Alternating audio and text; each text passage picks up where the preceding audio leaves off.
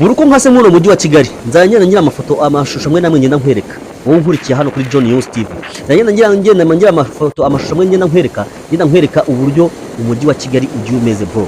Umujyi wa Kigali umeze neza, niba utuyemo ukwiriye kugira uruhare mu yisuku, hanyuma nawe ukabungabunga ibidukikije wirinda guta imyanda ahantu hose ubonye.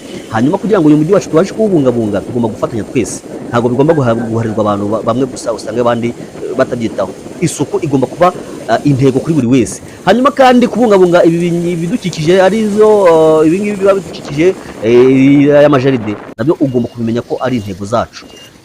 Hanyuma rero abadukurikira rero bari hanze y'igihugu, ndagira ngo mbamenyeshe ko rwose mukwiriye kuza mugasura igihugu cy'u Rwanda mukamenya ibyiza bihari.